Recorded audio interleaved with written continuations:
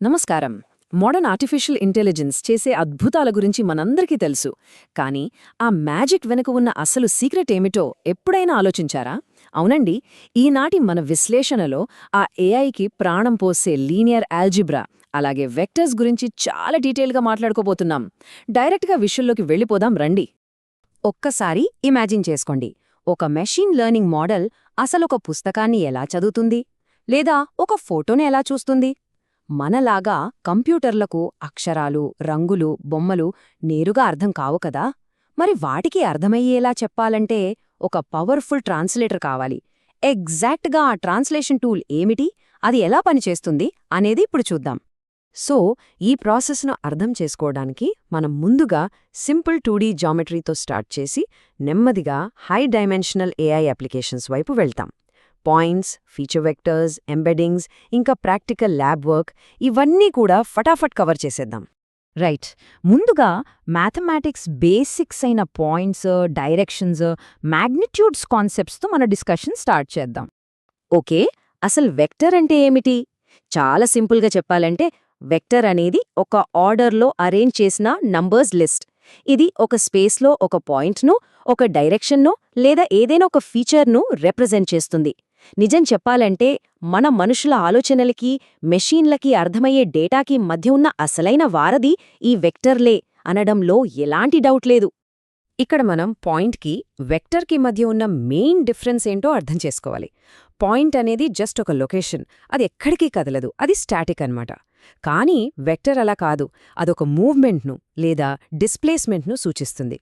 దానికి ఒక మ్యాగ్నిట్యూడ్ అంటే పరిమాణం, అలాగే ఒక డైరెక్షన్, ఈ రెండూ ఉంటాయి. దానికొక నిర్దిష్టమైన స్టార్టింగ్ పాయింట్తో అసలు సంబంధమే లేదు.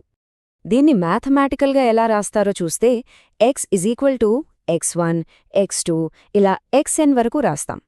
ఈ చిన్న నొటేషన్ ఎంత పవర్ఫుల్ అంటే దీని ద్వారానే మ్యాథమెటీషియన్స్, కంప్యూటర్ సైంటిస్టులు కేవలం ఒక సింపుల్ 2D ప్లేన్ దగ్గరే ఆగిపోకుండా ఏకంగా n డైమెన్షనల్ స్పేస్కి చాలా ఈజీగా స్కేల్ చేయగలుగుతారు.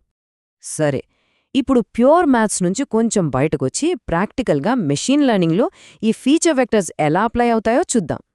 రియల్ వరల్డ్ డేటా నంబర్స్గా ఎలా మారుతుందో కొన్ని ఎగ్జాంపుల్స్ తీసుకుందాం. ఇమేజ్ పిక్సెల్స్ వాల్యూస్గా మారడం, లేదా ఒక టెక్స్ట్లో ఏ పదం ఎన్నిసార్లు వచ్చిందో కౌంట్ చేయడం, అలాగే కామర్స్ సైట్స్లో రికమెండేషన్ సిస్టమ్స్ కోసం యూజర్స్ రేటింగ్స్, వాళ్ల క్లిక్స్, వాళ్ళు స్పెండ్ చేసిన టైం, ఇంకా మెడికల్ డేటాలో వయస్సు, బరువు, హైట్. చూసారా, ఎంత డిఫరెంట్ ఫీల్డ్స్ అయినా సరే డేటాని ఫీచర్ వెక్టర్స్ ఎంత అద్భుతంగా హ్యాండిల్ చేస్తాయో కదా. ఇక్కడే ఏఐ డెవలప్మెంట్లో ఒక పెద్ద ఛాలెంజ్ వస్తుంది. అదే ఈ నంబర్స్ యొక్క సైజ్, అలాగే ఎఫిషియన్సీ. అదేంటో స్పార్స్ అండ్ డెన్స్ ఎంబెడింగ్స్ ద్వారా తెలుసుకుందాం. ఫర్ ఎగ్జాంపుల్, ఎన్నో సున్నాలతో నిండిపోయి ఏకంగా 30,000కు పైగా డైమెన్షన్స్ ఉన్న ఒక భారీ స్పార్స్ వెక్టర్ని ఊహించుకోండి. దానికి కంప్లీట్ ఆపోజిట్గా కేవలం 784 డైమెన్షన్స్ మాత్రమే ఉండి చాలా కాన్సంట్రేటెడ్ ఇన్ఫర్మేషన్తో నిండినదే డెన్స్ వెక్టర్. ఈ రెండింటి మధ్య ఉన్న డిఫరెన్స్ చాలా క్లియర్గా తెలుస్తుంది కదా. మరి ఈ రెండిట్లో డెన్స్ వెక్టర్స్నే ఎందుకు ప్రిఫర్ చేస్తారు? రీజన్ చాలా సింపుల్ అండి. ఇవి చాలా తక్కువ మెమరీ తీసుకుంటాయి, వాటి స్ట్రక్చర్ కూడా చిన్నగా ఉంటుంది. తక్కువ వెయిట్స్ ఉండటం వల్ల మెషీన్ లెర్నింగ్ మోడల్స్లో వీటిని ఫీచర్స్గా వాడటం కూడా చాలా ఈజీ. అంతకంటే ముఖ్యంగా పర్యాయ పదాలను అంటే సినోనిమ్స్ని పసిగట్టడంలో, పదాల మధ్య ఉన్న అసలైన అర్థాన్ని గ్రహించడంలో ఇవి నిజంగా గేమ్ చేంజర్స్ అని చెప్పొచ్చు. ఇక వెక్టర్ స్పేస్లో ఒక మైండ్ బ్లోయింగ్ విషయం ఉంటుంది. అదేంటంటే పదాలు వాటి అర్థాల ఆధారంగా ఎలా గ్రూప్ అవుతాయో గమనించడం. ఫర్ ఎగ్జాంపుల్, కార్ మరియు ఆటోమొబైల్ అనే పదాలు మీనింగ్ పరంగా ఒకటే కాబట్టి ఆ స్పేస్లో అవి భౌతికంగా చాలా దగ్గరగా ఉంటాయి. అదే కార్కి, బనానాకి అసలు సంబంధం లేదు కాబట్టి వాటి మధ్య దూరం ఎక్కువగా ఉంటుంది. It's like a joint puzzle అన్నమాట. కానీ ఇక్కడొక చిన్న ట్విస్ట్ ఉంది.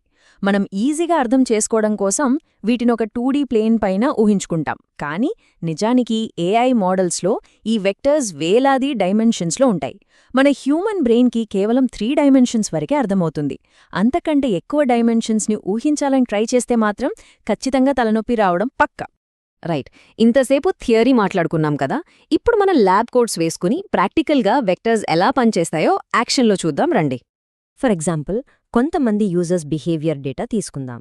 యూజర్ ఏజ్, వాళ్ళు ఎన్ని క్లిక్స్ చేశారు, ఎన్ని కొనుగోళ్లు చేశారు, ఎంత టైం స్పెండ్ చేశారు, ఇదంతా వినడానికి చాలా మెస్సీగా అనిపిస్తుంది. కానీ అదంతా ఒక రికమెండర్ మోడల్ కోసం ఎంత నీట్గా, ఆర్డర్గా, ఒక సింపుల్ ఫీచర్ వెక్టర్లా మారిపోయిందో గమనించండి. ఇదే వెక్టర్స్ చేసే మ్యాజిక్. మరి ఇంత పెద్ద పెద్ద వెక్టర్స్కి మ్యాగ్నిట్యూడ్ అంటే లెంత్ని రీసెర్చర్లు పేపర్ పెన్ పట్టుకుని మాన్యువల్గా లెక్కిస్తారా ఏంటి? No chance. వాళ్ళు పైథాన్లోని నంపై లాంటి పవర్ఫుల్ టూల్స్ వాడతారు. జస్ట్ లైబ్రరీని ఇంపోర్ట్ చేసి, వెక్టర్ని డిఫైన్ చేసి, లీనియర్ ఆల్జీబ్రాలోని నార్మ్ ఫంక్షన్ వాడితే చాలు. ఈ డేటా పాయింట్స్ యొక్క పరిమాణాన్ని సెకండ్స్లో లెక్కించేస్తారు. సో ఫైనల్గా మనం ఈ డిస్కషన్ ఎండింగ్కి వచ్చేసాం. అసెస్మెంట్ ఎవిడెన్స్ సెక్షన్ ద్వారా రా డేటా నుంచి వెక్టర్ స్పేస్ వరకు మనం సాగించిన జర్నీని ఒక్కసారి ఫైనల్గా సమరైజ్ చేసుకుందాం. ఇక్కడ మనం గుర్తుపెట్టుకోవాల్సిన అత్యంత కీలకమైన పాయింట్ ఇదే. రా డేటాకు ఫీచర్ వెక్టర్కు ఉన్న డిఫరెన్స్. రా డేటా అనేది ఒక ఈమెయిల్, టెక్స్ట్ లేదా ఫోటో లాంటి అసలైన, ఎటువంటి స్ట్రక్చర్ లేని ఆబ్జెక్ట్. దాన్ని ఖచ్చితమైన గణితశాస్త్ర భాషలోకి ట్రాన్స్లేట్ చేసి అనాలిసిస్కి రెడీగా ఉంచే ఒక నంబర్స్ లిస్టే మన ఫీచర్ వెక్టర్. ఏఐ సిస్టమ్స్ అన్నింటికీ బేస్ ఇదేనండి. ముగించే ముందు మిమ్మల్ని ఒక చిన్న ప్రశ్న అడగాలనుకుంటున్నాను. డెన్స్ ఎంబెడింగ్స్ అనేవి ఒకే మీనింగ్ ఉన్న కాన్సెప్ట్స్ని వెక్టర్ స్పేస్లో ఒకే చోట గ్రూప్ చేస్తాయని తెలుసుకున్నాం కదా. మరి ఈ స్ట్రక్చర్ వల్లే పాతకాలపు ఎగ్జాక్ట్ కీవర్డ్ మ్యాచింగ్ కంటే మోడర్న్ సెమాంటిక్ సెర్చ్ ఎందుకు అంత పవర్ఫుల్గా పనిచేస్తుంది? వెక్టర్ స్పేస్లో రెండు పాయింట్స్ మధ్య దూరాన్ని కొలవడం ద్వారా మనుషుల ఇంటెన్షన్ని మెషీన్స్ ఎలా క్యాచ్ చేస్తాయో ఒక్కసారి ఆలోచించండి. ఈనాటి విశ్లేషణ మీకు ఆసక్తికరంగా అనిపించిందని ఆశిస్తున్నాను. మళ్ళీ కలుద్దాం.